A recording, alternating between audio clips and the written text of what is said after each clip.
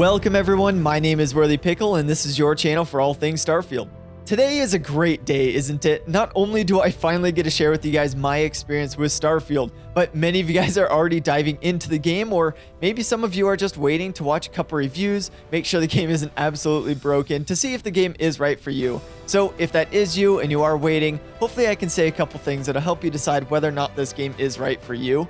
I will say it is a bit different than other Bethesda games, so even if you have played Bethesda games before, maybe this won't be the perfect fit for you, but let's get into it.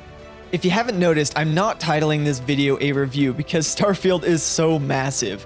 Without personally about 120, 150 hours in the game, I wouldn't feel confident putting out a review to you guys. That's why this is going to be a first impressions video. Even with the amount of hours that I've put in this game, I feel like I've only scratched the surface, and we'll get into that a little bit, but some of these mechanics are very late game, and so I only kind of got to brush some of the features of it without getting super in depth and really having the money to play with it. But like I said, Starfield is absolutely massive, so there's quite a few different topics that I want to cover in this video, including bugs, graphics, combat, space flight, ship and outpost building, and of course kind of the overall feel of the game, as well as a couple other things. But ultimately, if I could sum up my experience in just a few seconds, it would be this. Starfield is a fantastic game, and it's definitely worth trying. And honestly, probably the best bang for your buck in gaming right now. While the game isn't cheap if you don't have Game Pass, there's so much content to this game that you could put thousands of hours in this game and still not see everything that is handcrafted, let alone the procedural generation things that will keep you busy in between. But the first few hours of the game, while not terrible, did have me kind of worried that this game wasn't for me. The flow of the game is very, very different from what Bethesda games typically are and what I'm used to in RPGs. But as I progressed through the main story specifically, I got hooked. The main story is fantastic, and there's a lot of other quest lines that are fantastic as well, but it does take a little bit to get into the game, at least in my experience. So let's get started with the bad and what most people are probably worried about, the bugs. The first day I had the game, I wasn't even able to launch the game. It would boot up, then when I'd click start new game, I would get about 2 seconds of the game before it would freeze. And oh man, was I sweating that this game would be a disaster. Finally though, I got my game to start, and I did make it about 5 or 6 hours into the game before I started seeing other issues, which I was honestly really surprised about. Thankfully, the only progression hindering bug though was with the shop in Neon. Anytime I spoke to the shopkeeper, he would get to a specific voice line and then he'd freeze. The only way to get out of it was to quit the game and relaunch. Other than that though, it was very minor bugs that I would see throughout the game, and they were just kind of annoying. They didn't really hinder any progression in the game, and they wouldn't completely ruin the experience either. I'll show you some of these on the screen, but things like getting stuck on railings or doorways, companions literally talking to no one. Money away, I'd be happy to take it. Otherwise, let it go already. Or talking to you while you're in a dialogue with someone else. I also came across some ships spawning in space, and they were just empty and kind of glitching and crashing into each other. Weird visual glitches, but probably the most common one that was the most immersion breaking was the broken enemy AI. Weirdly, this got better as I played the game, but specifically at the start of the game, or kind of in that 6 or 7 hour period of playing the game, I would frequently walk up to an enemy that would just ignore me. Even if the enemy pirates were shooting at me like through them, they would just ignore me.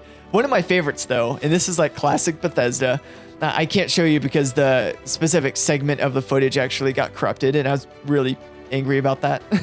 But I was walking by a door, and one of the guards started to slowly just float off in this space until he disappeared. I was just looking up and he was just drifting off like he was standing on the ground, but just floating off into space. So you'll come across some things like that. And again, I know I listed off quite a bit there, but I do have a lot of hours in the game, and none of it was really massively immersion breaking. Yeah, it would kind of take away from it, but with a new game release, specifically with a game that's as massive as Starfield, you're going to experience some bugs, and that's just going to be inevitable. But it does seem like they are bringing out patches that are kind of fixing some of these little things, and it's not too bad. A lot of people thought the game was going to be broken. It is far from broken, but you will come across a couple visual things or some things that are kind of annoying. Next though, let's talk about the visuals. There's two big ways to look at the visuals in this game. One is from the perspective of a Bethesda fan who's played Bethesda games before. The other is from someone that doesn't have much experience with Bethesda games. Coming from someone who loves Bethesda games and has been playing Bethesda games for years, this game really does look amazing. The progress they've made from their previous games is incredible. The facial expressions, the details in their clothes, the lighting when you're looking up at the sky or adventuring around a planet, the up-close details of furniture or just random items you come across. It all looks so good. But if you're someone who's never played a Bethesda game before, you may look at the character models and the faces and instantly think this game is really behind on its tech. And well, you'd be right. But to that, I will also say the facial animations may not look perfect, but you can really see the emotion in the person's face. Even games that may look better typically don't have this level of emotion in the character faces. When you're talking with someone and they're really upset or really excited, you see it in their face. You see every little piece of emotion while they're speaking, and it just looks so good, and it's perfect for immersion. My one big complaint though with the visuals and the graphics in this game is just how dark some of the areas are, specifically at the start of the game. And I'm not sure if it actually got better or if I just got used to it as I played the game longer. Now, my screen capture automatically brightens up the footage a little bit, so it's kind of hard for you guys to see it, but I was often squinting at my computer screen just to walk around a cave. There is a flashlight that they give you in the game, and I almost get the feeling that when they created the start of the game, they wanted to make dark caves and flashlights a big part of the game. But as I played further along, I didn't really come across those dark caves as much. I wasn't really in dark environments as much, and so I didn't really need to use the flashlight as much. Now, it's a very small thing, but with there being no brightness bar in the settings, it was really frustrating sometimes to just not be able to see well, or just kind of squinting around in a room that should be well lit, and then I should be able to see what's on the bookshelf without turning on my flashlight. While we're talking about the visuals, I do want to touch on the performance of the game. I've had a lot of you in my comments concerned about how it will actually run, both on console and on PC, so I wanted to cover both here. And in my experience, it was really constant. It was really consistent. I had little to no issues on console, even with it being locked at 30 frames. I'm rather sensitive to low FPS, and I did notice it, but it rarely fluctuated, so it was rather easy to get used to. And then on PC, I had very steady frames as well. I don't have the most powerful PC on the market, but it is definitely higher end. And with everything on ultra settings, I would typically get about 100 plus 120 frames while in barren locations, and then close to 60 frames in big cities. This is actually much lower than I was hoping, given I have a really powerful PC and only a 1080p monitor. So I was expecting with this being in 1080p that I would get really, really high frames. And in the city, I'm between 50 and 70 frames. But again, the performance was very consistent. The only time, and I mean the only time I ever dropped frames in this game was when I fast traveled to a big city and the city was rendering. That was it. Other than that, it was really, really steady, and it would just kind of raise and lower depending on what type of location I was in. But let's talk about one of my favorite things about Starfield. That is the storyline and the quests, which I'd say was actually the biggest roller coaster for me. The first few hours of the game, honestly, weren't that great in my opinion. Like we learned from the showcase, we start out as a miner that comes across an artifact and then has a vision when he touches it. We then wake up, build our character, then step out into the world where we meet Barrett and start the process of joining Constellation. And Bethesda is known for their step out moments, when the world is finally presented to you, and then you have the freedom to do whatever you want. And this was even talked about in the showcase. Todd Howard mentioned 2 big step out moments in Starfield. And honestly, I don't know where that second step out moment is. I know the first one, and it's when you come out of the mine, but I don't know where he's getting at for the second one. Maybe when you first get out of your ship, maybe, I don't really know. I didn't really experience a big second step out moment. But anyways, this step out moment was rather lackluster in Starfield. When you step out, you have a solid 15 minutes of scripted dialogue and fighting. When that's done, you then have the freedom to leave the planet. You're given clear instructions on where you need to go, which is great, so you're not absolutely lost, but you also have no idea what you're doing at that point. It's not like Skyrim, where when you step out of the cave, you have the trail that leads to kind of a sidewalk, and then you take that sidewalk, and it'll take you 2 places. There's signs that lead you to places, and then you can go on your merry way finding whatever quest and doing whatever you want. However, in Starfield, when you look out, you're on an empty planet. There's nothing else out there. And then you've got a spaceship that you don't know how to use or how to navigate in the solar system. So while you can technically explore wherever you want, I guarantee you're just going to follow that main quest because you're going to have no idea what's going on. All that aside though, without spoiling the main quest, we know that our job is to collect these artifacts. I probably spent 4 to 5 hours just playing hide and seek, collecting the first 5 or so artifacts before anything really progressed. At that point, I was about 10 hours in the game as a whole, and I was actually getting bored, not wanting to do the main quest because I was so sick of playing fetch. I pushed through it though and eventually hit a point where the artifacts, let's say, become useful, and quickly after that something also happens in the main quest that really gets you hooked to find out what's going on with these artifacts. I don't want to say it will take 10 hours for each of you, but the game definitely takes time to get moving and for you to get a feel for how to navigate quickly and get into the flow. Once that happens, the game does get extremely fun. The first few hours are really just trying to figure out what the heck is going on, how to navigate, how to fast travel, really how to make moving from one place to another efficiently. Because in this game, you're not really just flying everywhere and then flying to the planet. You're using the fast travel system a lot. So you're going to be seeing a lot of loading screens.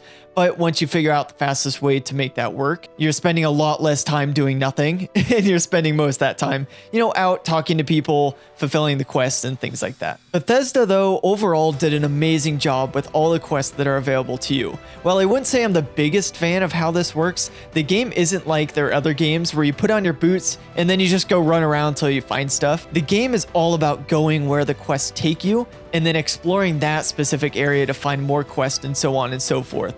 So it's kind of this snowball effect where you get one quest, that quest takes you to a place, and then you adventure around that place and you'll get more quests and it just kind of snowballs from there. But if you want to go out and just kind of run around to find stuff, I mean, go on ahead by all means, but don't really expect to find a whole lot. The quests are also much less repetitive compared to their older games. Most of the quests that I've completed, aside from the first few artifact collecting quests, are very different and really unique in their own way. They've also all felt special and important one way or another. I've yet to come across quests that seem pointless and without decent reward, which is really saying something for a Bethesda game where a lot of the quests are kind of AI generated. The missions also have a lot more choice and consequence than we've come to expect with Bethesda, which is amazing to see. You won't be finding huge webs of choices and consequences and missions overlapping, but that's to be expected with Bethesda. It is just nice to see that they are working on having more of choice and consequence in their games. The dialogue minigame is also rather enjoyable. I was pretty skeptical at first from what I saw, it just kind of seemed lame,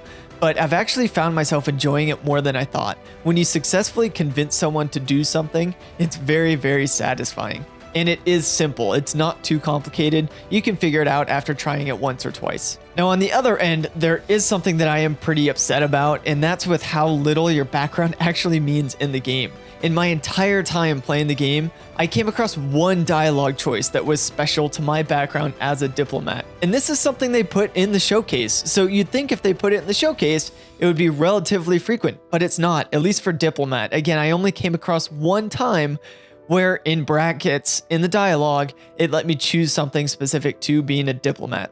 Again, I don't want to get into this because I don't want to say anything that's going to spoil it, but do not sleep on the main story. This has practically never been the case with Bethesda games, but I really suggest you do spend the majority of your time doing the main quest until you complete it. It will really be well worth your time. Now, combat is another gameplay mechanic that was completely revamped for Starfield. One of the major turnoffs for me for Fallout 4 was the gunplay. Starfield does not suffer at all from that issue. The combat feels more like a first-person shooter than a clunky Bethesda RPG. Shooting an enemy actually has weight to it, and the enemies will flinch and scream with each shot. The player's movement with the jetpack and sliding makes the game feel much more fluid and gives you more creativity in how you approach fights.